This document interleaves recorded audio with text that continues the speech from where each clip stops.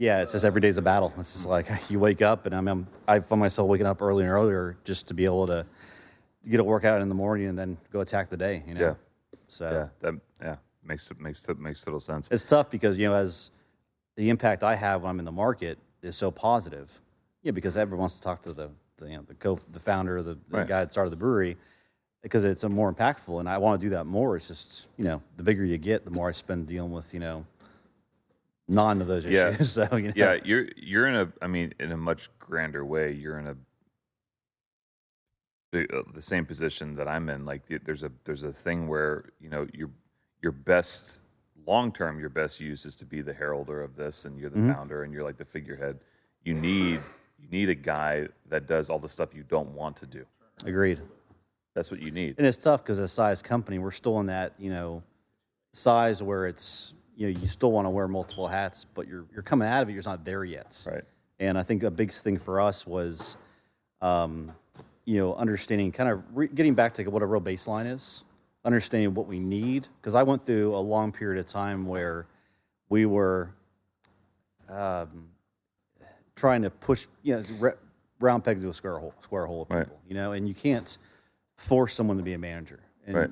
give them a title and then teach them how to be a manager. Well, no, you got to make sure they're a manager first before you give them a title and Right. put them in charge of people. So we learned the hard way a lot on that, and that was my own mistake. And I think taking a step back and I call it taking one step back for two steps forward right now. What we're doing. So we've consolidated a lot going into this year to be the first year ever consistent, following through, executing, and not making changes. Nice. And everything we do now is 12 to 18 months out. So like I told my team now, it's like by June, I'm gonna have 2024 done, planned out. Test. And everything. It's great to be having conversations, and a lot of it's 100% my fault too because I want to do everything.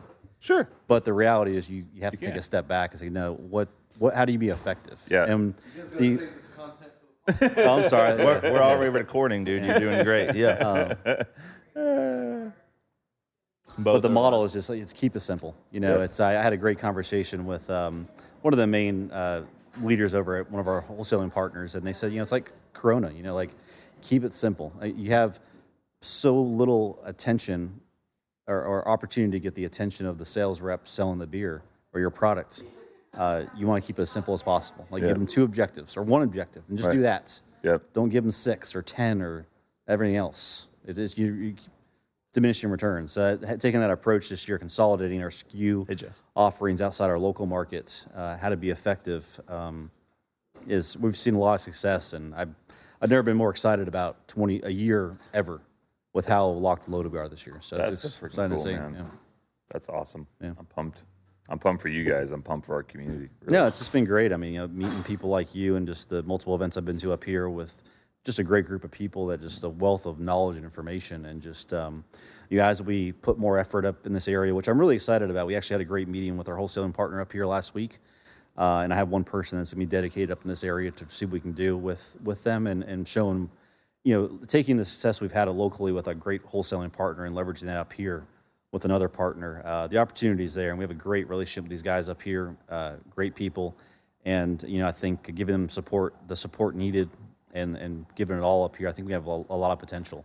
And like I've told you in the past, that's a big catalyst for brick and mortar up here is that. And getting that going is going to be exciting, the wholesaling aspect of it to leverage the brick and mortar. So.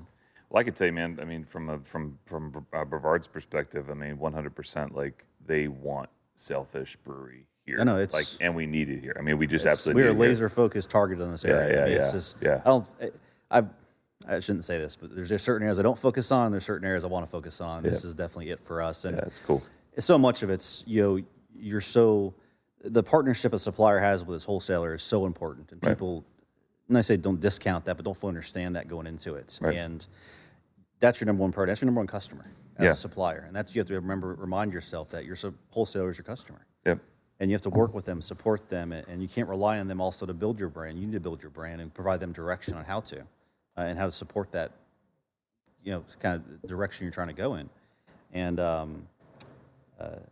I think the certain wholesalers are more effective than others we've come across. And the guys up here, I think, have a lot of potential to really mirror what we've done in our local market. Cool. Up to this area. And if we can do that, honestly, from Palm Beach up to, Brevard, man, I mean, fish where the fish are. That's where the fish are biting. Yeah, So, I man. mean, simple. Yeah, 100%. Sorry, I was kind of rambling there. But No, it's great. No, No, that's the intro right there, Dave. We got it. fish where the fish are.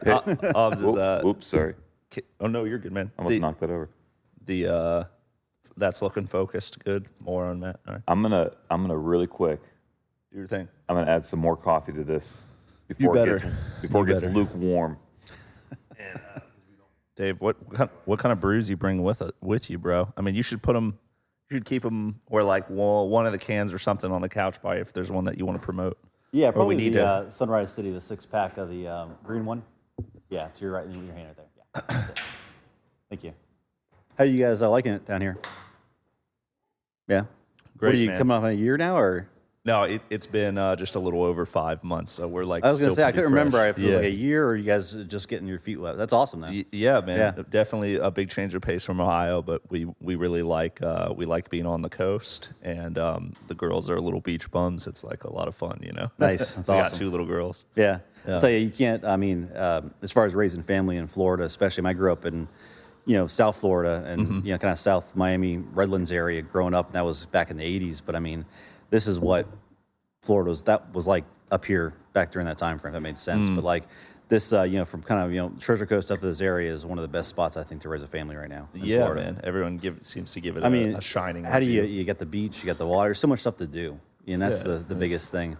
And right, like, premier location, just being right by the coast, but at the same time, it just doesn't have like a flashy or commercial feel. No, it's still that old Florida. Yeah. That's what I love about where we're at Fort Pierce. Same thing. It's just that it still maintains that old Florida feel to it. And I finally bit the bullet and moved to Fort Pierce a year and a half ago. And my house I bought was like built in like 1930. It's this old like historically registered house up in that area, and it's just a lot of history in the area. So that hasn't been redeveloped yet. So yeah.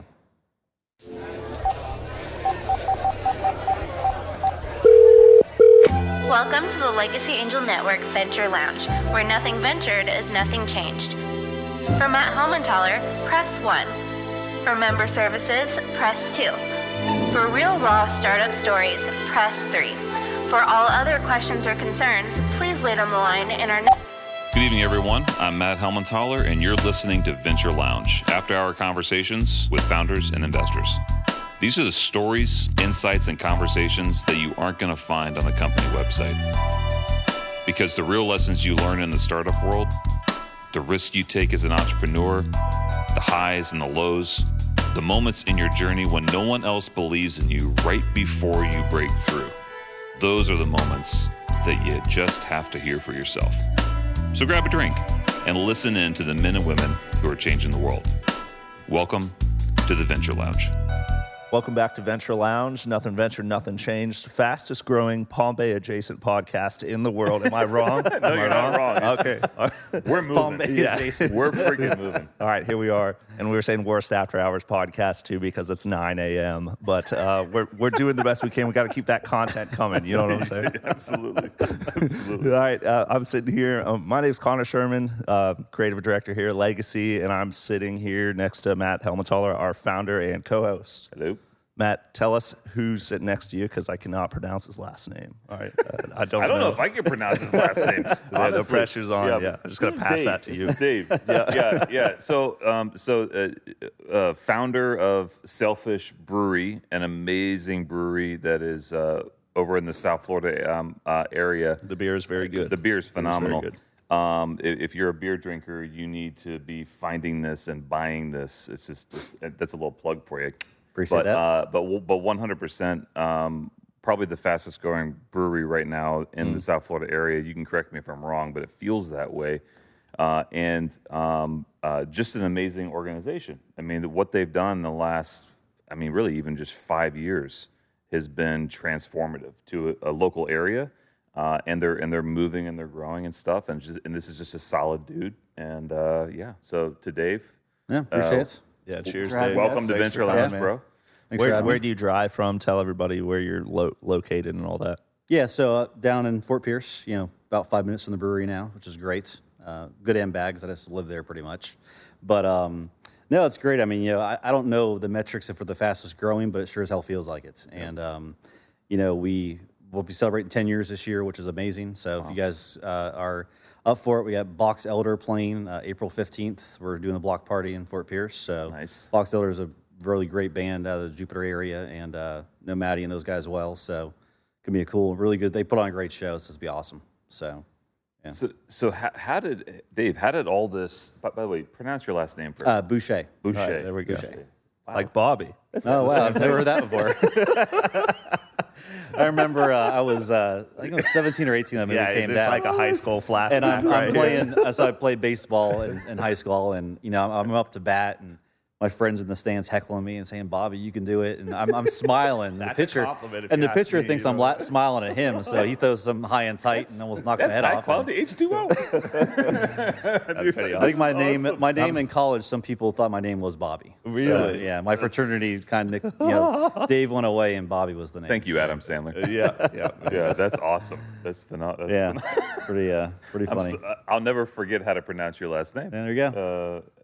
Dave, you got to tell us how this whole thing started, man. I mean, how you got, there's some breweries back home that, I know a lot of guys that brew really good beer. Yeah. But to achieve the scale of distribution and the quality of the craft at the same time, like you guys have done, is something I haven't seen before as far as Sailfish level, to be up close and personal to it. So tell us how it started, man, and how you started putting the pieces together.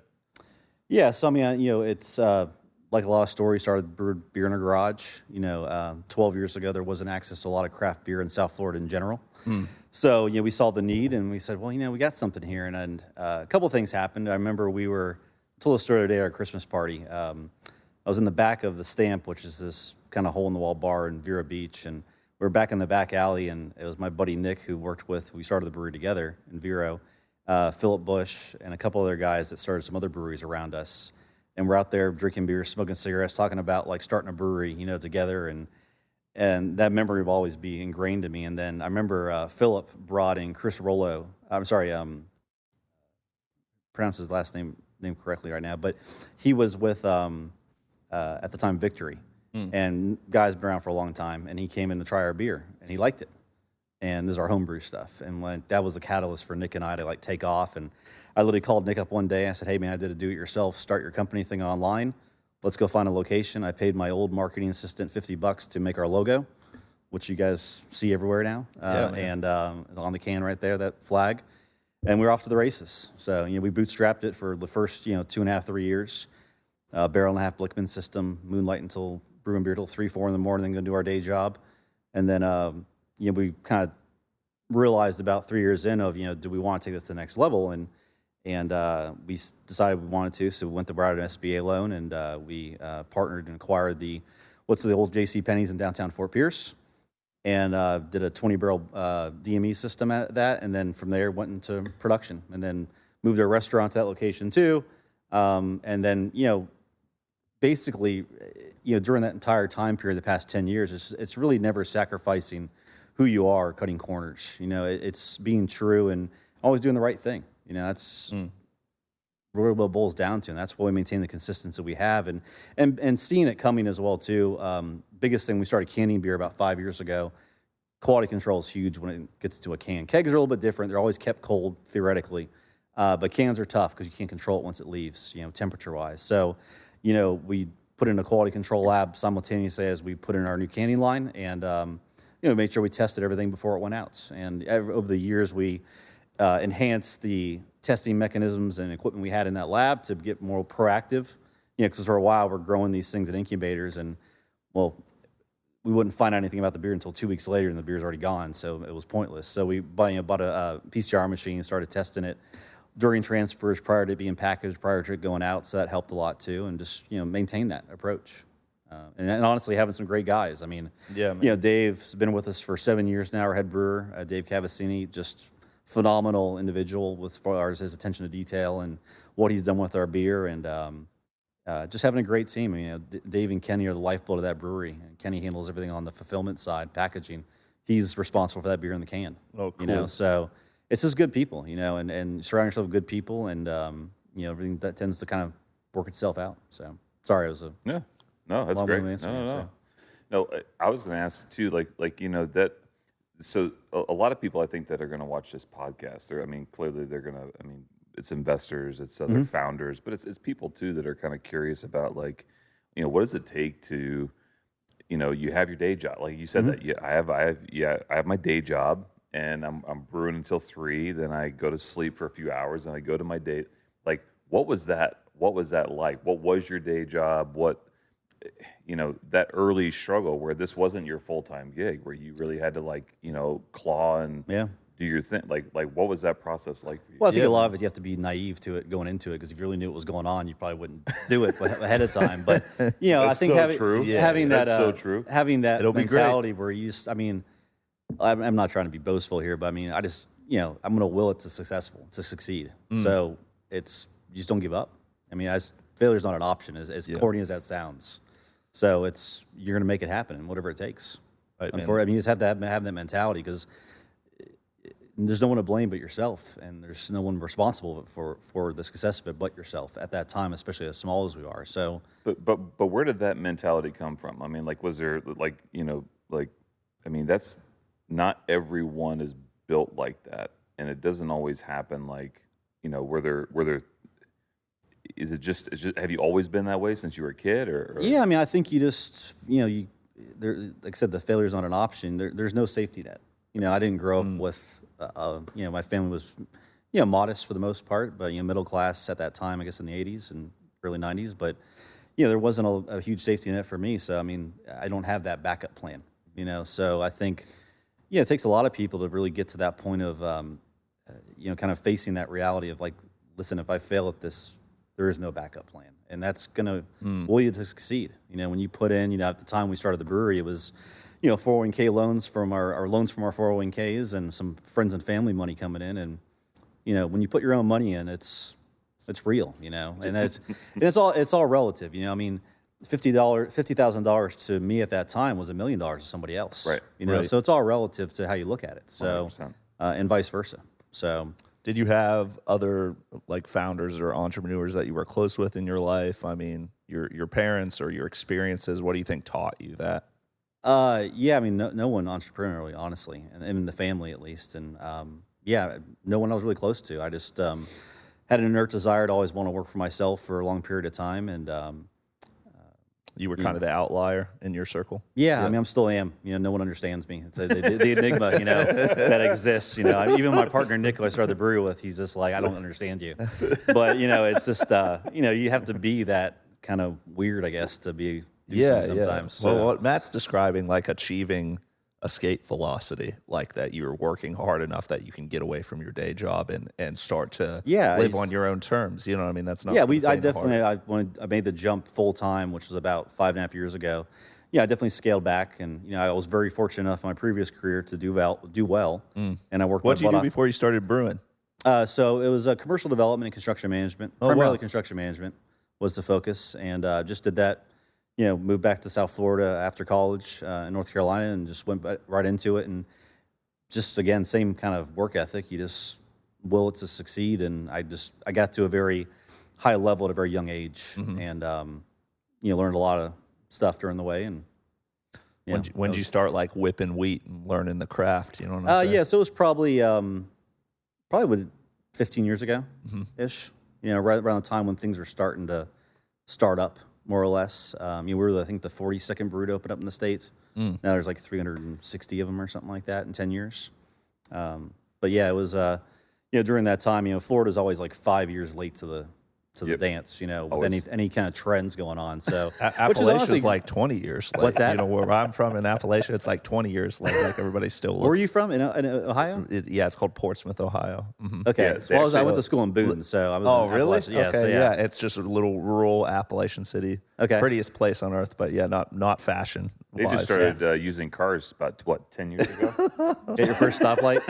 Well, we were still horse and buggy thing. When I was in school there, Boone was still a dry county or dry city. You couldn't buy liquor anywhere, so just beer. Oh yeah. But yeah, I hear you.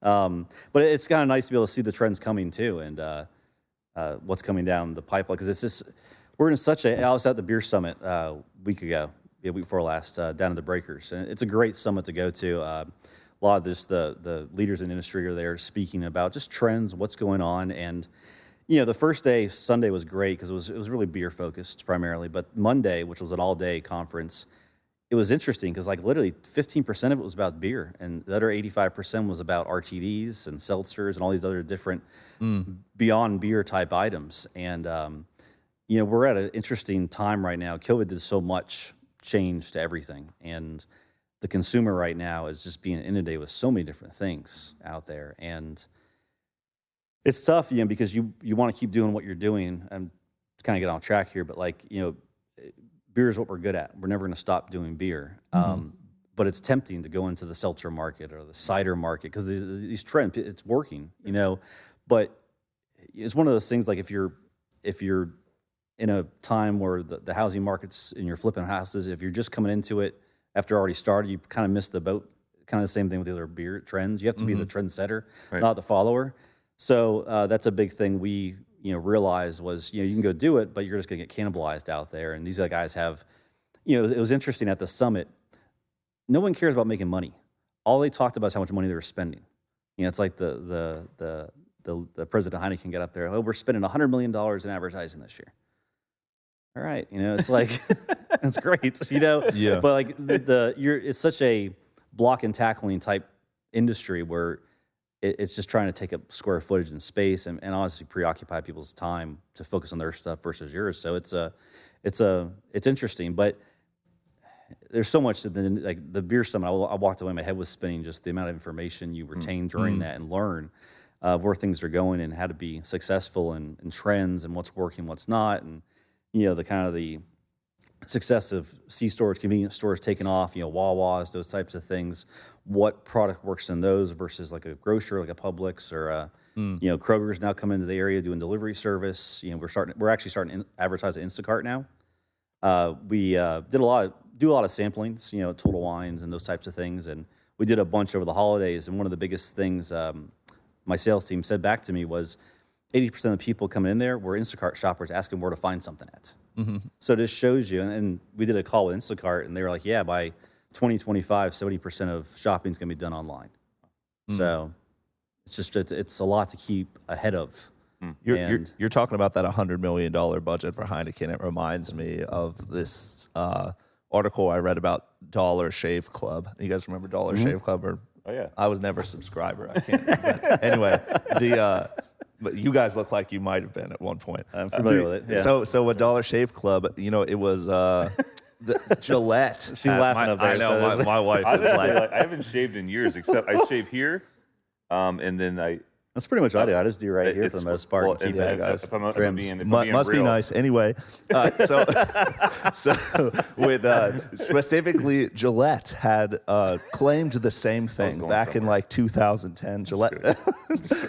I was trying to cut you off as fast as possible. Gillette had a similar budget. It was like $100 million or something back in 2010, and then Dollar Shave Club puts out this video on YouTube for like $1,000, and they do one thing really well, industry disruptor. But they were ironic in the commercial. They were. That was a big thing to explain to consumers nowadays. You want that ironic delivery method. Yeah. Or you just want to disrupt that. That big corporate pattern that everybody's used to, everybody doing the same thing. Yep. Doing one thing, I think, and even people like Seth Godin, marketing genius, that dude is always saying like, no one remembers a brand that is like doing everything. Like the most famous brands on earth do one thing really well, and if that one thing is beer, 100%. Yeah. Like Gillette had. Like in their commercials, it was talking about all the features of the razor and everything, and we have, it's all aerodynamic, whatever science, that kind of stuff. Dollar Shave Club with that video, if you remember, it was like, our razors are fucking great. That's like, that was the entire value claim, and you get them $1 monthly subscription. Game changer, just that one thing really well. Yep. I don't know if you can relate to that or you feel like you're in a similar mindset. It's so. And that kind of goes back to like why I'm so excited about this year is, and I learned a lot, and I went down those kind of rabbit holes of chasing trends for a little while, and the realization of, to your point, just it's like it's your half-ass, whole-ass one thing or half-ass multiple things, and I'd much rather whole-ass one thing, and that's what the focus is. But it's tough because you go to these beer summits, and it's like, oh, this is coming up, and hard teas, and all these different types of things. So you really have to be strategic in what you do if it's anything new. And one of the things we're working on is a Beyond Beer type thing, which it's a little twisted, if that kind of gives you an idea of what we're going to be competing against. But it's strategic in the aspect of you can't just do something and like hope it works, or throw a bunch of stuff against the wall and see what sticks. You have to do things strategically with your wholesale partner, what makes sense. And we're doing something with them that makes sense for a gap in their portfolio. You just can't do stuff to do it, and you have to go off data too. I mean, we're become so data driven in everything we do. You can't go off opinions. You can't go off people's feedback or not say feedback, but what they think. It's right. Data. Data doesn't lie. So we invested in RI data last year, which is scan data. So you're basically looking at how your brands perform against other brands. That scan at Publix and Total Wine and Winn-Dixie, and you can sort it and filter it and slice and dice this thing however you want to, but. One of the biggest takeaways from it was, so we dove into the Miami division of Publix, which is Vero down to, or actually now it's Brevard down to Key West. They expanded it. And we drilled down on that. So what's the most popular selling style beer in Publix? No surprise, it's IPA like 5-1. Every other style is way below that. Okay, well, where does our IPA rank amongst other IPAs in those same Publixes? This is number 4. The guys above us, I'm not going to mention, but they're not independently owned, and they have a lot more $100 million budgets to spend on advertising versus us. And to be where we're at, and that was honestly a very emotional moment for me to see that, because it's like, holy crap, like, look where we're at. Awesome. We're number 4 IPA. I mean, and if from a dollars per standpoint, we're close to the guys above us, which is great to see. What's even great, leveraging that data, is like, okay, why, when you're selling our product in more chains, why do we want Sailfish to be in more spots? Why is this advantageous to you, the retailer, to bring us in? Well, look at this data. Our price point's second highest on this list, price per point unit sold per distribution location. And then our category weighted distribution, all the guys above us are 90% filled in. So like what that means is like you're in 90% of those stores. So that means your coverage is good. We're only in 45%. So we're only in 45% of those stores compared to everybody else who's in 100 almost. We're nipping on their heels, and look at what happens if you sell more of our beer. You're going to make more money, retailer, and we're just going to go higher up on the list. And it was exciting to see, and just being data driven. Consolidating our SKU quantity and allocation of certain markets to things that make sense and sell. It's great to do like your mom's pastry stouts, and you may love it, but I mean, how many people are really buying that? Right. And you have to do things. Those are great things to do in the tap room, and you've been to our tap room, Matt. I mean, there's a plethora of just different those types of beers we have, which are like we love and have a lot of passion about. In addition to the stuff we by the way, do. Your tap room it's amazing. No, thanks. I mean, the thought and care that you guys put into that facility. Really, honestly, both facilities, the one in Fort Pierce and also the one in Vero. I never thought I'd own 2 restaurants when I started the brewery, but Fort Pierce is amazing because it's simple. It's pizzas, craft pizzas. The pizzas are awesome. I mean, I'm getting more feedback from people saying how great our pizza is. That's cool. We're on DoorDash now. People are ordering the pizza online. It's really cool to see. So it's great. Like you go online, DoorDash, they order a pizza and then a 6-pack of Sunrise City out of the tap room. That's so cool. So we can deliver it. So that's really cool. Vero was our first venture a year and a half ago outside of our local market, additional brick and mortar. And we learned a lot over the past year and a half, and we were adapting to a lot. And, Taylor, who, Matt, you've met, is just an amazing person. She's been with me for, same as Dave, almost 7 years. And she runs all the retail locations for us restaurant-wise. And,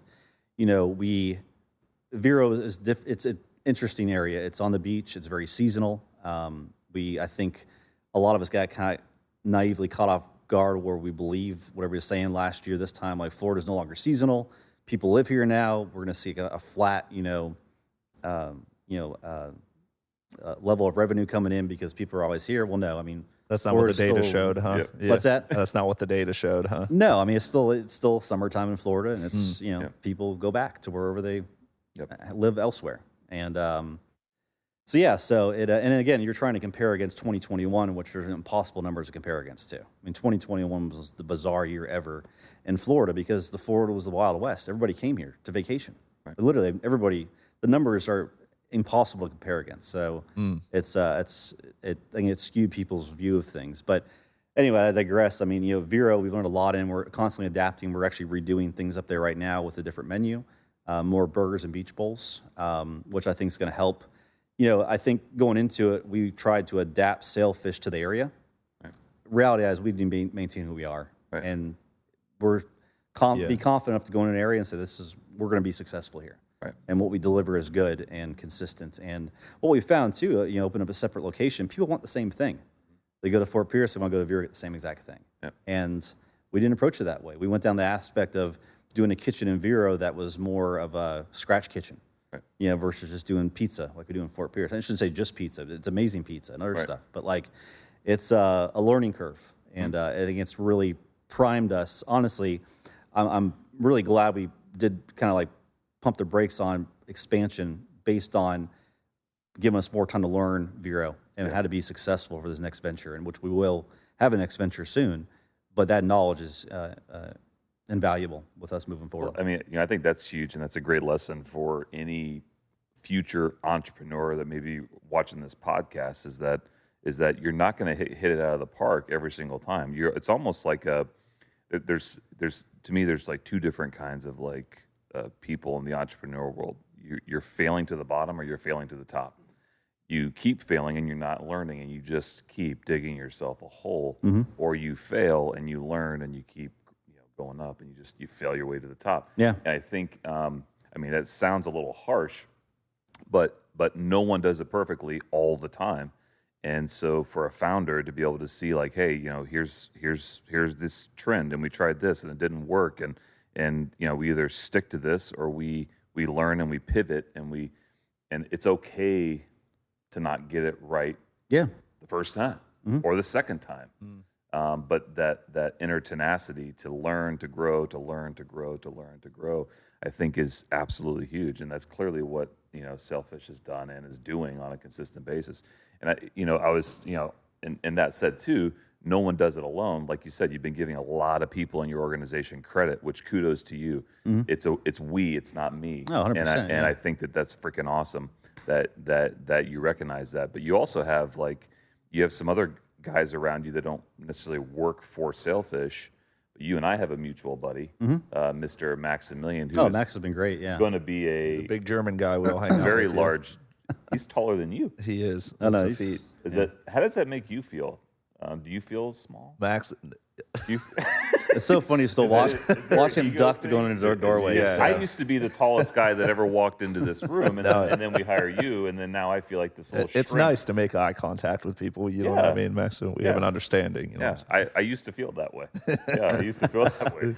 No, Max is amazing. I mean, when he came on board with us, I guess almost 4.5, 5 years ago, he's been a huge help for me, honestly, because he has that whole kind of VC mindset, driven, focus on growth, but adapting, learning how to be more effective, more organized. Honestly, I owe a lot to my success where I'm at because of the time I spent with Max, and we don't do as much now, honestly, but for the past, up till recently, we spent a lot of time together working on a lot of stuff. And To your point, Max always talks about, or I've heard him say multiple times, that failing fast is kind of the key, and data helps you fail fast. You know what I mean? And just to tie it to y'all's point is when you can see the numbers immediately, you're not running off suspicion. Oh, this might work or it might not work. Immediately you get that feedback and understand where to pivot. Yep. Yeah, data doesn't lie, so just follow the data. Awesome, man. Yeah, tell us about just I'm sure you got a few stories scaling up as fast as you have, Dave, and just with the success that you had, man. I mean, what are the highs and lows been? It's interesting because every year it's another version of the highest. I feel because I'm so excited about going into every new year of our plan in place, and again, we've gotten better every year. As far as our planning ahead, how can we be effective with our wholesaling partners? I'm saying this on the wholesaling. a lot of what I spend my time doing, and I'm fortunate enough to have Taylor to allow me to do this, is spend on distribution and growing that side of the business, because we have, two businesses within one. We have the distribution sales, and then we have, the retail aspect. But every year it's just becoming better and better and more effective. And getting the feedback this year, honestly, was really encouraging from our wholesalers. Of after we did our annual business plan presentations, of them saying, like, he's like, wow, you guys, like, we're using you as a template to compare to now. And that's not just the guys below us. That's like, the bigger guys above us, of how to be effective, and just, kind of like Novocaine, just kind of give it time. We say we're going to do it, we're going to do it. And we're going to develop that level of consistency and reliability with all of our partners. So that's kind of the high. It's every year is different. And lows, I mean, I call it summertime sadness. It's every summer is low, honestly, because it's Florida. Sales are sucking wind sometimes, and it's a challenging time of the year. And that's kind of when I go through my annual depression, I guess, so to speak, of just how I That's feel. quite the opposite.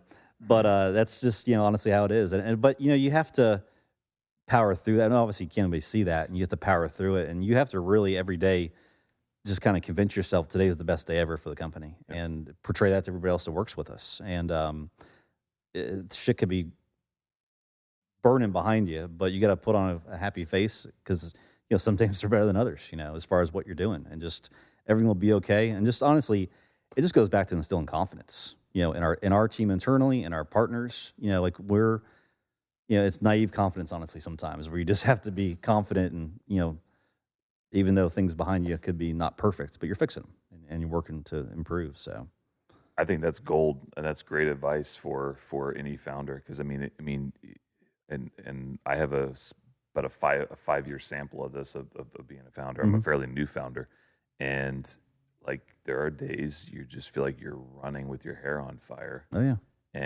But rarely does anyone ever see that. Like and then they don't see the sleepless nights. They don't see the waking up, thinking about something at night before you go to bed, dreaming about it, and then waking up thinking about it in the morning. And you can never think that they'll understand it either. No. That's a losing battle. And don't doesn't matter. Them to. Just whatever, it's fine. Just move forward. Like, don't accept anybody's understand what you're going through. Right. Or have sympathy, honestly, either. They don't care. No, 100%. Yeah. 100%. Yeah. And it's no one, as a founder too, I think no one is ever going to fully care about your thing as much as you do. No, 100%. It doesn't matter what they put into it. Yeah. And this sounds terrible, and some people might disagree with me. Other than your spouse, there's probably no one that cares as much as you do about what you're doing and what you started. They don't carry the same weight that you do, and that's a challenge for any entrepreneur to realize that even though you have a team, a great team, there's that pressure. I need to make sure that I don't get comfortable, that I'm pushing, and that I'm clawing, that I'm doing whatever it takes to make sure my team's made whole, our investors are made whole, our customers are satisfied. Yeah, you never understand the true gumption of someone until they've had to make payroll. Yeah. And I've always used that as like a real analogy of like, you don't understand the stress of making payroll. Yep. You really don't. And when you have other people's livelihoods on the line and you're responsible for it, that's a stress you can't portray to anybody or describe. Yep. And it's you just have to plow forward with blinders on, honestly, a lot of times, and it's what it is. Yeah. So. Yeah, it's not for the faint of heart. No, it's not. And like I said, the losing battle is trying to explain it to people or get people to like acknowledge it. It's like, nah, it's what it is. And,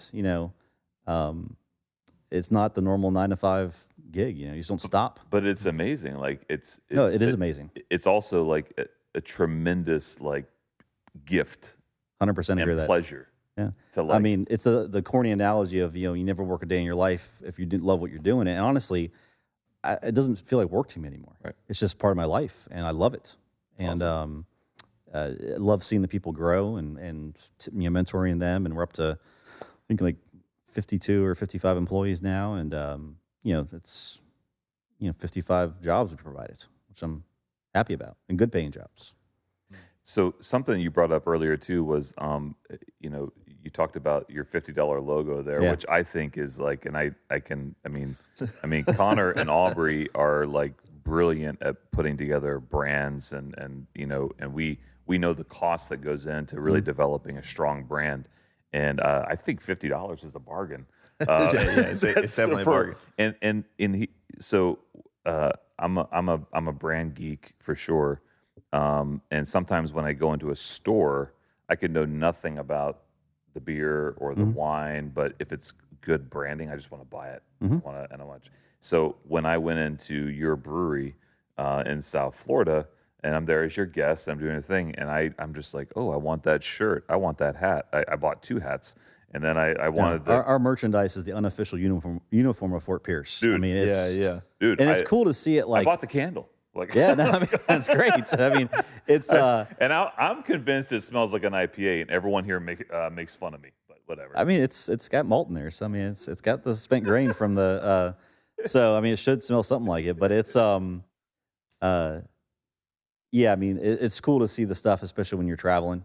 You know, I mean, I've had people send me pictures from airports, and yeah, I think my best one was I think Max actually sent it to me. It was someone the Freedom Tower with a long dry fit on. Yeah, but like especially down in the Keys, which I have a big presence for, just seeing the stuff out there, it's like, wow, that person actually had to buy that and come to the brewery, and they've been there and they know what it is, and our e-commerce sales aren't tremendous, so I know majority of that comes from brick and mortar.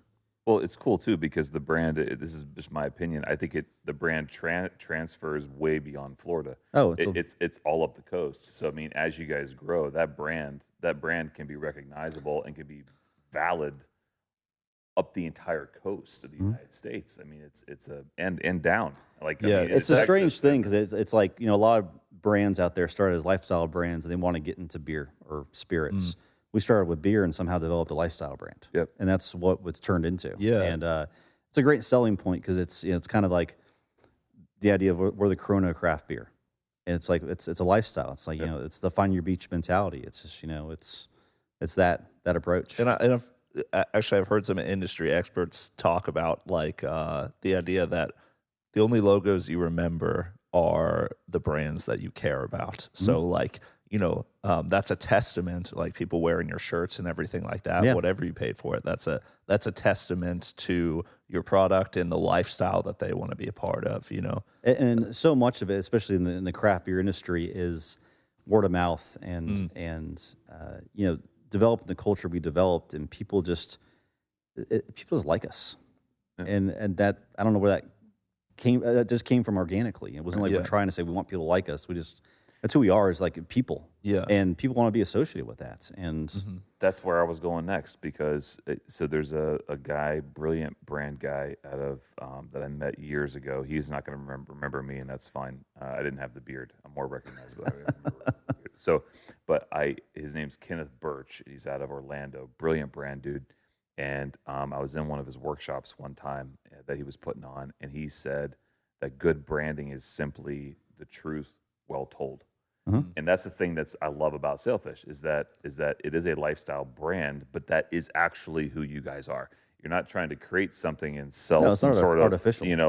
We hope to be this. No, that's actually who you are. The grassroots of how the thing got started, like that culture and that like identity and that like go for it and that it's in the company, it's in the brand. I think it's freaking rad. I love the brand. No, I appreciate it. I mean, you're exactly right, though. It's just that people, their BS meters are high. Right. And, everything we've done has been, genuine. Yep. And that's, we've taken the step recently of identifying, like, kind of what our value statement is and those types of things. And it's been interesting to sit with our team and hear the feedback. And it's along the same lines we're talking about of, like, genuine in practice and just that kind of stuff where it's, commitment to community and just all the things we just did, organically. Yeah, to capitalize that, man, I just don't think you have a brand until people actually care about you. You know what I mean? I can't remember the brand of like rice that we have in the cupboard. You know what I mean? Like those kind of things I can't recall, but what I can recall is the brands that I care about that I like ideologically identify with. It's again another corny statement, but it's establishing trust through consistency and reliability, and that's translate not just in the beer but in everything. And I use an analogy initially with the beer because of the craft beer boom over the past 10 years. There's a lot of good beer. There's also a lot of bad beer out there. Yeah. And you have a area in the country that is a lot of people are new to craft beer in general, and you don't want the first one they have to be bad. Right. And it's a challenge. So I mean, you want to be able to have confidence when you go to your favorite bar or restaurant and the beer's on draft and order it, know it's going to be good every time. And it's a big thing that people are learning more and more now, that, hey, I'm probably not going to order that in the market because it's not really good unless it's coming from the brewery. You want to have it be good wherever you go. So, such a timeless product too. It's like Chuck Taylor or whatever, like craft beer. There's something refreshing about it just based on the the product landscape today. I mean, you just hear so much conversation now about ChatGPT, crypto, just AI. That is it's just like a part of society. It's like that social lubricant that just takes conversation to the next level when you're sitting in the bar with somebody, like sharing a beer with somebody. You do me a favor and never say lubricant again. We'll edit Lubricant and edit that out. Take 2 words. But you know what I mean.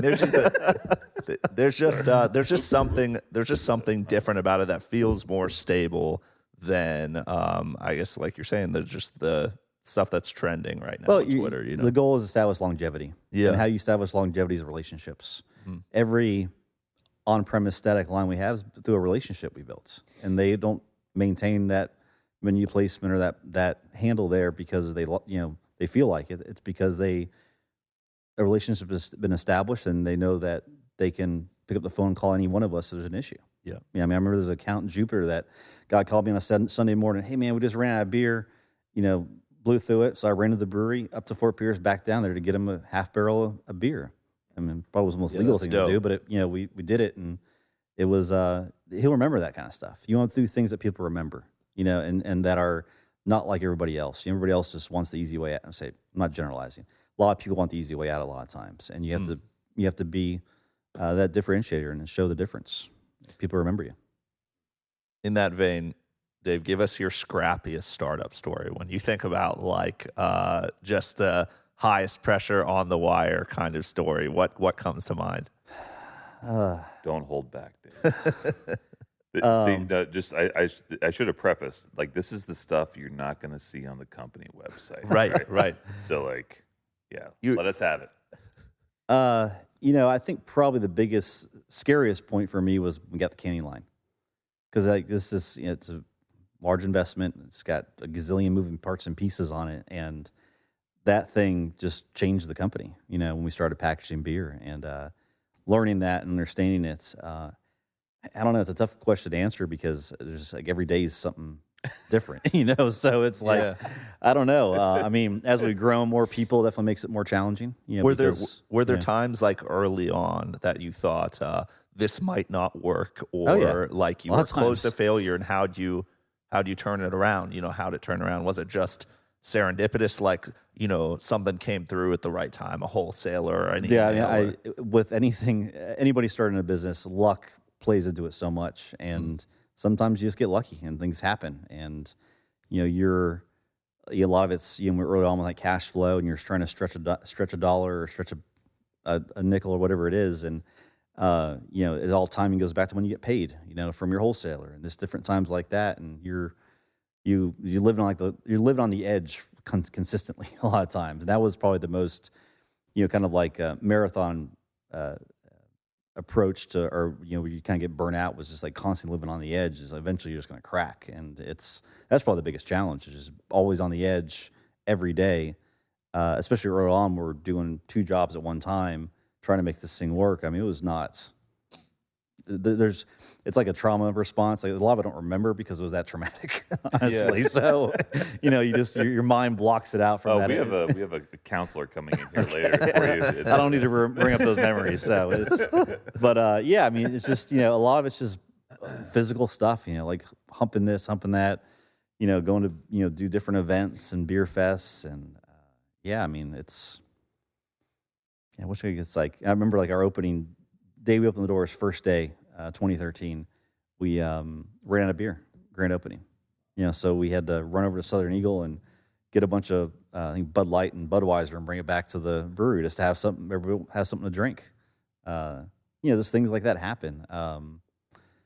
Dumping beer sucks, but I mean, it's a good tester to your values and your morality of like, yeah, you can cut some corners and go call it something else and send it out there, but it sucks dumping 20 barrels. I don't know enough about beer to understand why you would do that. It's consistency. I mean, so you have your best practices and your quality control, and if a batch is not good, it may not meet the right ABV level or right flavor that you're trying to do, or maybe contaminated.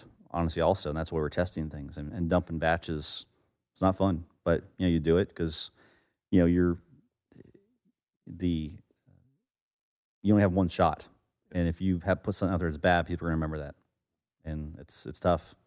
There's a lot of brands out there that didn't do that, and they're still reeling from the untrust the consumer has in their products. So you just want to constantly establish trust. Like, we're always going to do the right thing. Is one of the plans to? I mean, I'm just curious because, like, I'm going to use an example here, and people might think I'm crazy to use this. I just think you guys have such a huge upside for national brand. That's my opinion. You can argue with it, but I think you would ultimately lose. Like the first Starbucks, right, is like this destination thing. Like you go to Seattle, you got to go to the first Starbucks, and it's not grand. It's this tiny little hole in the wall, lines going out the doors, stuff like that. You guys started in Fort Pierce, and you went for it. You got this big location, and this big. As you guys scale, do you plan on keeping your legacy location? Is this gonna? Oh yeah, we're always going to be. I mean, we're such an entrenched part of that community. I mean, I think I'm on every committee in the city at this point, and just try and help the growth. It's definitely going to maintain that, and it's a tough thing to think nationally. I mean, it's what brands have done that successfully. Sierra Nevada is a good one. I've always admired how they've done things. Oscar Bluesdale did a fantastic job, but again, a little bit of luck. I know I was fortunate enough to be introduced to and actually work with one of his first 5 employees, this guy Chad Mealis, who just started a marketing company called Turn It Up Media, and he was huge for us developing our plan this year. And having him come to the brewery and sit with us, and him be like, "Wow, this is like Oscar Blues, like year 2, and you're this guy, you're Dale, you're this." It was cool to see that because I mean, we had to start somewhere. Yeah. Well, I mean, I think it's doable, man, because I mean, you made it onto this podcast. I mean, that's a start. That's really Step one, I mean, baby. If you look back in time, it's like this was the catalyst. We just went like this nationally. What really made it go. But it's the beer side of it's tough because it's very hyper local now. But it's going to go through trends because I think you're going to see a lot of breweries. Realize that getting into distribution at this point is probably not going to be the route to go in certain markets you're in. Other states are more friendlier to the supplier than others as far as distribution goes.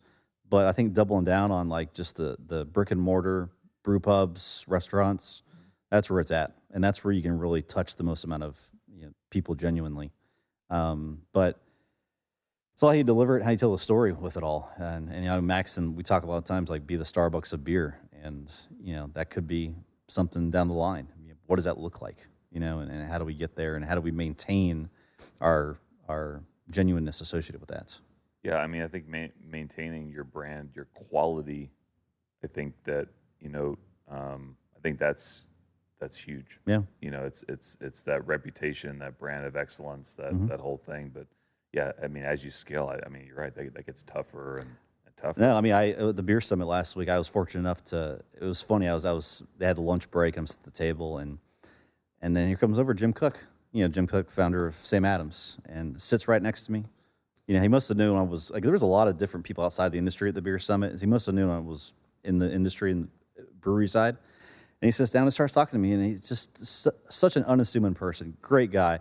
He's like, "Oh, hey, I'm Jim Cook. Sam Adams, Boston beer. yeah, Jim, I know who you are. You're a goddamn celebrity. I mean, so, but, you know, just a great guy to talk to. And, you know, a guy that, again, built something with Sam Adams for however long, 25 years, similar success story nationally. And, yeah, I think it's tough because you hear all this stuff against, like, the failures and how tough it is to do that well. But, I mean, to your point, Matt, I think it's doable. But I mean, right now we're focused on really what makes the most sense for us to be successful, and own our backyard's a big part of that. Yeah. And you know, going back to what we said earlier, fish where the fish are, and it's the Space Coast down to, you know, Palm Beach is a big focus for us, and then Monroe County as well too. You definitely have a big presence in Orlando as well. One of our other guests, he actually wants to come tour your place as well. Yeah. But is a huge fan of your brew. That's Charlie Lewis. Okay. Yeah. Charlie, I was telling him about Sailfish. He's like, "Oh, I love Sailfish," and you know, you have a big following out in Orlando. Yeah, we were very fortunate. One of the first sales reps I hired, Justin Klingbeil, great guy. He, you know, Orlando native, just knew everybody, and he built our brand in that area. And he's the reason you see the beer where you see it at this point. And we're nice, you know, kind of boutique wholesaler we're with up there. But, you know, the placements we have at Disney Springs and the parks and just the different, you know, larger placements up there, it's pretty impressive. And it's cool because you'll see it there in about a month. We started doing Boathouse in Disney Springs. We're doing their lager. So it's a really cool can that we're doing. It's got it's called Duck Duck beer, I think, and it's got their little, like, you know, the amphibious cars they have with a rubber ducky in it driving it, and it's a really cool label. Our graphics team did it, and they were ecstatic about it. But man, they'll probably go into 100 cases a month of that stuff because they sell a buttload of this and that account too. Like that's our number one account up there, Boathouse with Sunrise City cans. Now you guys are doing something with PGA too, right? Yeah, so we have a very fortunate to develop a relationship with PGA South Florida a year and a half ago. And just great people. I learned a lot about how many different subsections of the PGA they are in golf in general. So the PGA of South Florida is part of PGA of Americas, which is like a chapter, more or less. And yeah, obviously, no surprise that PGA South Florida is like the biggest one in the country almost, I think. And the great beer lovers, they love our beer. Met Meredith and her team, and they're like, hey, we want to do a beer. Cool. You know, let's figure something out. And we worked out an agreement for 5 years to kind of just basically start doing a co-branded beer with them. We got into Publix's locally, like 30 of them, I think, and it's doing really well. And it's a great opportunity to, you know, it's again, we are Sailfish is Florida. It's the lifestyle. We got fishing covered. We got golf covered. And that's what do you come to Florida to do? Play golf and fish. Yep. I mean, that's what it boils down to. Yep. So it's a great relationship and great partnership, and we're touching a good, different market that we don't normally touch, and it's pretty exciting. So, but we have, I mean, it's so interesting. This year, we just hit that kind of like different milestone in growth where we're getting attention with so many people that we're getting a lot of calls for different opportunities, and we have some potential brand acquisition opportunities will be happening later on this year to kind of add to the basically create a portfolio of beers and brands, but they tie back to Florida and what is Florida and their local Florida brands, and they are along the same lines of a lifestyle brand as well too. And this other lifestyle brand, it's very local, and it kind of appeals to like the surfers, the skateboarders, you know, that other X Games demographic, which is amazing, and that's another part of Florida that people don't see a lot. That's a Jacksonville scene. That's a different scene, and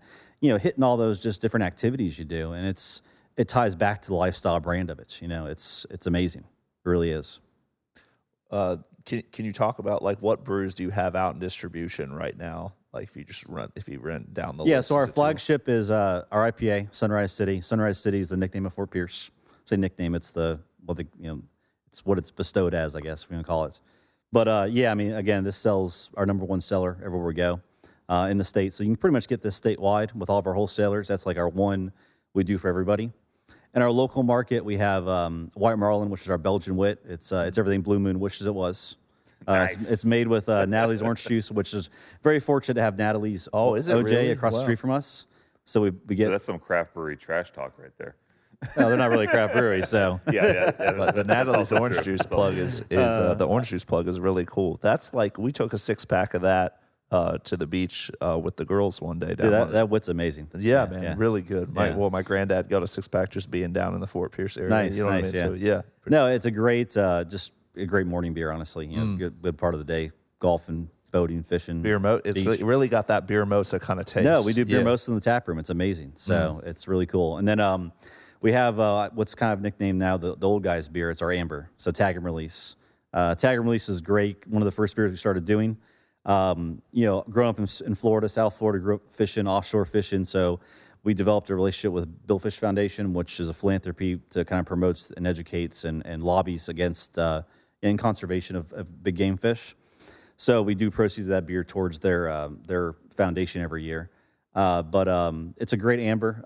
It's just a nice, easy drink craft. And all breweries do craft ambers or ambers, period. So it's a nice alternative to Yingling and Fat Tire. You know, It's a very nice beer. I've yeah, had as that soon as we beer. launched it, every enjoy Fat Tire handle went away. So it was taken by that. So our lager, which we just rebranded, is awesome. Just a nice Hellas lager, crisp, clean. Run it through the centrifuge and the plate filter, so like it pours crystal clear and just a nice 4.8% well-balanced lager. And then we have our pale ale, so Fish Whistle. Fish Whistle is great. We've been doing this beer for a long time. We finally launched it in package last year in 16 ounce. It's a very targeted convenience grab and go, 16 ounce can. And it's got a great story. And we hired or worked with Steve Diassi, who does a lot of marine art, and to do the can label. And you probably see the can up there. You've probably seen it before, but he did the can label for us because he has a really kind of a cartoonish play on fish. And do you guys know what a fish whistle is? Okay, so fish whistle, if you're out fishing and you're not catching anything, you want to waste some time, you light up a joint, burn a joint, that's what brings the fish in. As soon as you light it up, so they call it the fish whistle. So the can's really cool. It's got a nice character That's pretty to it. awesome, So Dave. Yeah, man. but it's things have to have a story. Like that's the uniqueness of it, and like it's kind of like if you know kind of thing.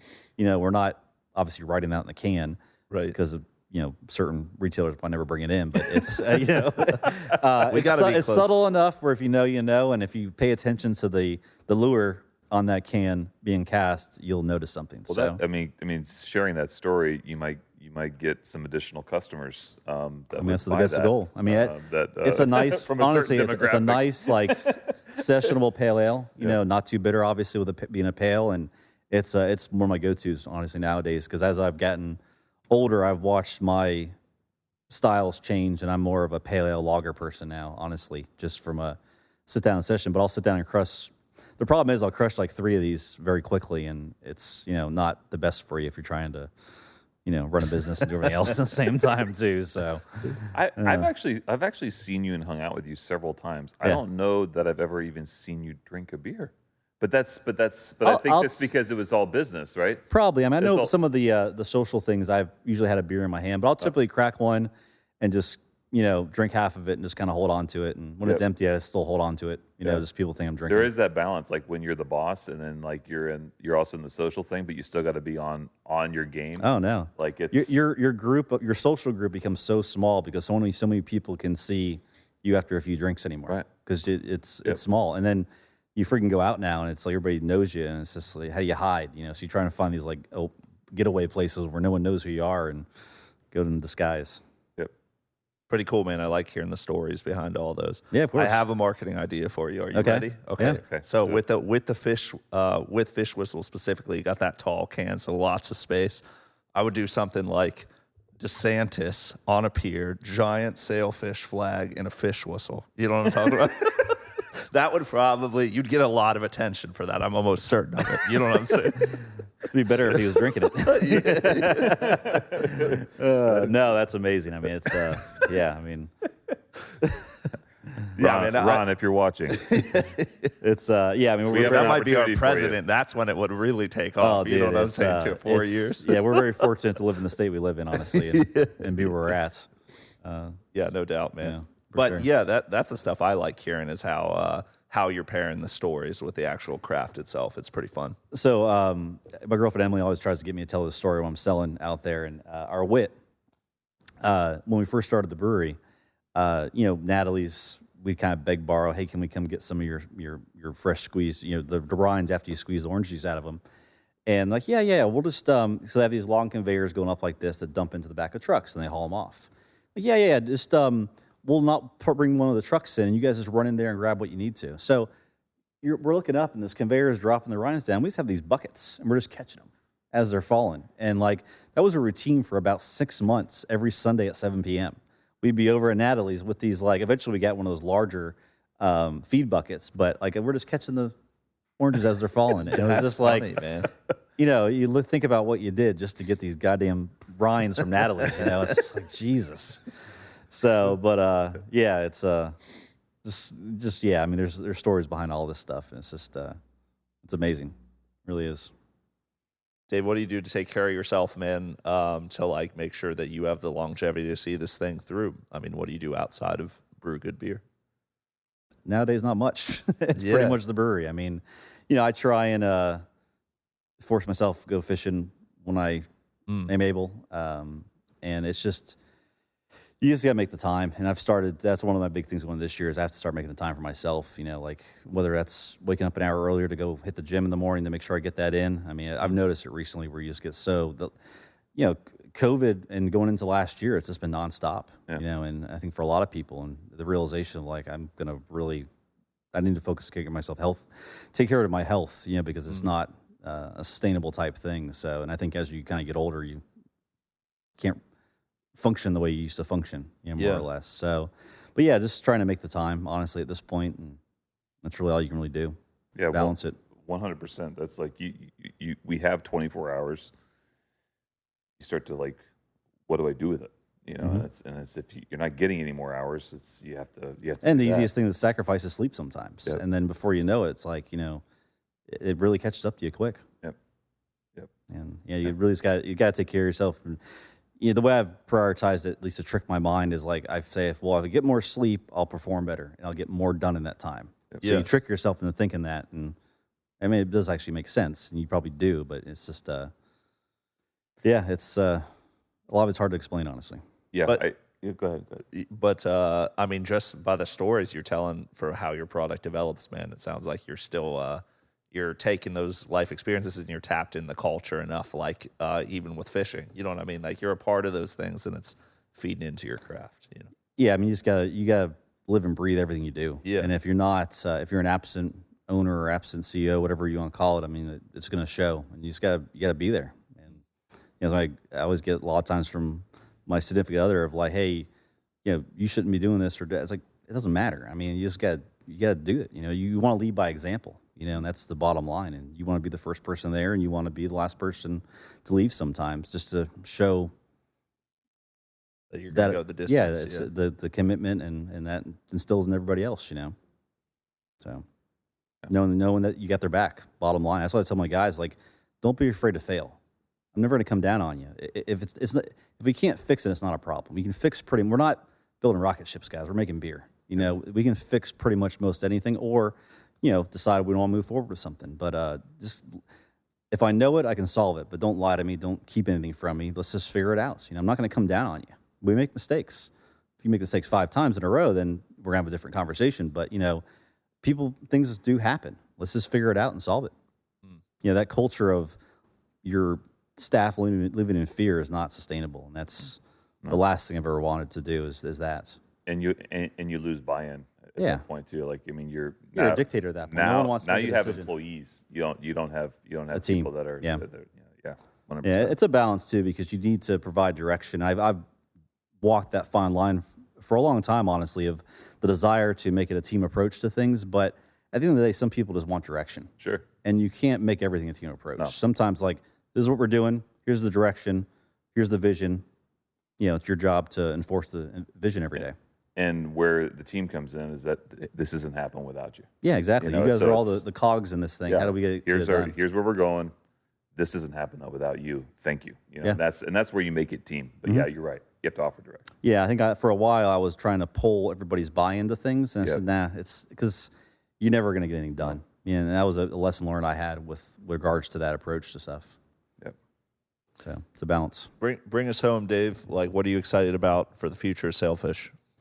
Yeah, it's God. There's so many things I'm excited about. just continue to grow with our wholesaling partners is probably the most important thing I'm excited about, and to see the new things Taylor and their team have done with our restaurants going into this year, and kind of adapting to more of a realization that Florida is seasonal, and how do we approach things successfully year round. But yeah, just bottom line is just continuing to, if we're going to do something, do it, and be as proactive as possible. I mean, like, this is our plan, and we're going to follow through with it. Last thing, I know you said bring it home, but bring us home. And this, what advice would you give to an entrepreneur who's just, they're scratching their head saying, there's always this thing I've wanted to do, providing it's a good idea.